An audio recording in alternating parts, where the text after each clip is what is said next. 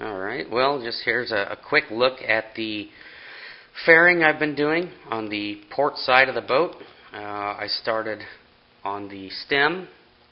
I wish this would turn out a little bit better. I wish you could see the detail a little bit better. I'm far from done. I still got quite a bit of work to do from frame 5.5 forward on this port side. But I'm confident in saying everything from 5.5 back on the port side is done. I still have to fair my battens up top here and some more fairing on the keel here. And I started attacking the bow area today. I wish you could see this. I really do. It's so hard to show the detail on camera. The bottom of this shear is 1.25 inches thick, and the top is 1/8 of an inch thick up here by the tip of the stem. So that gives you an idea of the angle. It's basically a triangle shape. That's how much material gets removed off this. It used to be 1.25 inches by 1.25 inches, and now it's 1.25 inches on the bottom by 1/8 inch. So that's a really sharp triangle. Anyhow, let's get a look here. I just started attacking this side just to see how it's going to turn out. You can see right in here is where I quit. It's still flat on the starboard side up here. Just trying to get an idea how it's going to look. Everything's so far lining up good, looking good. Started some of the fairing on the chine up here. It's turning out okay. I'm happy with it so far. Faired up here, faired this back at an angle, this frame 5.5, faired 5.5 at an angle here. I still have to do quite a bit of finish work again up here around the bow, but it's turning out good. The bow did not scare me as far as fairing goes. I wasn't too worried about it. I just dove in and started attacking it. What really worried me on the fairing is the shear from frame 2 to the transom. And the reason it worried me is because right here, the shear angle, the bottom's angled out towards us. As we get closer to this frame, it gets closer to vertical, and then right around this frame, the angle actually flops the opposite direction, and it gets steeper and steeper and steeper back towards the transom. So that flop really, really had me worried. I'll see if we can... There, you can see it angles out towards us, starts to get straight, and then right in here, the angle flops the other direction. Oh, I was worried about that. I spent a lot of time thinking and thinking and thinking, how am I going to do this? I finally just had to force myself to dive in and start attacking it. And it turned out good. I guess the most important thing to do is make sure when I do the other side that flop happens in the exact same place so that they're symmetrical. That's the most important thing. So long as it's symmetrical, it'll turn out great. Alright, so working on fairing again. Obviously, December is the month of fairing. You can see where I've got the shape of the tip of the bow, where the stem, breast hook, bow, shears all match up. Anyhow, so I'm starting to rough that in. Got the frame beveled, and I made what I would consider my first mistake on the zip. Basically, if you look at the chine right here, you can see where it lands, and you can see how this one has got a dip right here. This one's got a nice fair curve. This one's got a dip. This side had that dip as well, and I can almost guarantee I know why that was caused.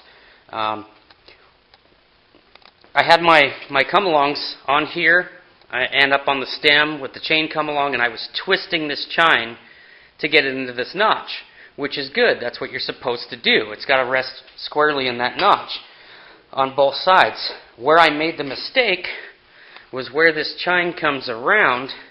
Instead of letting it naturally land on the stem and then cutting it at an angle to match the stem, what I did was I forced that chine to be parallel with the stem. I grabbed that chine and I twisted it so it laid flat on the stem. That is the mistake I made. And I'd almost guarantee that's what caused that dip in the chine. I don't know if you can see it there or not. So what I did over the last couple of days, you can see how that one's nice and fair now. It looks really good. And this one's got the dip in it. So what I did, and you can probably see it right here. You see this sliver? I took a block, same size as the chine, 2-inch, but it was only, I want to say, like 3/8 or a 1/2 inch, and I laminated it to the side. I glued it right over top here, and it stuck out, 3/8 of an inch, flat slab. I clamped it all down and laminated it, and then I came back after it had dried overnight, and I faired this to get that curve in it. So, this chine underneath looks exactly like this chine. I just basically laminated another chunk over the top. It was a very easy fix, and now that I've been fairing things, it was very obvious something was weird in that area. So now it's a really nice fair line. You can see it looks really good. So that would be, I think, officially my first oopsie on this build. And it was a really easy fix. Looking from the front, you can see now the chine on the right-hand side. You can see that dip pretty obvious. And you can see the left after I've done a little epoxy lamination work on it. It's nice and fair. Looks really good. So I'm going to have to do the same thing to this side. I'll epoxy another chunk on, probably from up here at 5.5 all the way down, and then I'll fair it nice and smooth. Obviously, I'm not a boat builder. They just weren't sure what to do with the chine when you met the stem. So don't twist the chine to be parallel with the stem. Let it land at whatever angle it wants to and cut it square with the stem. So if you're following along at home or going to build a zip or you're, in the process of building one and following along with me, don't take my word as the gospel. I'm no professional boat builder here. This is all, guesswork. It's turning out nice, but obviously let me get a few steps ahead so I can make the mistake and figure out what not to do. But that was an easy fix because I had already read about other people having this problem. I was prepared to do, add the second lamination on here. I was prepared for that. That worked. So that's what most of the builders did to fix it. That's what I did, and it turned out great. When this thing's planked, you'll never even see it. You'll never even know it happened. But that's where we are, making good progress. Covered chine and shear. Been spending a lot of time on the shear today, and I clamped on this spare chunk. This was actually my layout board when I was building the frames. I cut it into strips so that I could use it basically for a large piece of fairing plywood. But to kind of get the idea of the shape, sorry, belly's in the way. Kind of get the idea of the shape of the hull. You can see how the plywood kind of wraps underneath down here at the back. We'll get a look at it back here. It's such a neat design. The Zip is such a beautiful boat. Anyhow, this isn't my planking. This is just a chunk of layout board, and I was using it to check my fairing on everything. But kind of get an idea of the boat. Obviously, it's not tall enough. It would need to come all the way up to the top of this chine. But anyhow, let's take a look at some of the inside fit. Here it is to frame 2. Good fit all the way up. And we'll look at this side, frame 2. Just a great fit. You can see how it fits the chine down, the shear. And it fits the chine just as well underneath, although it's hard to see. Here's a look at it. That kind of gives you an idea how it curves in back at the transom. This Zip is such a pretty boat.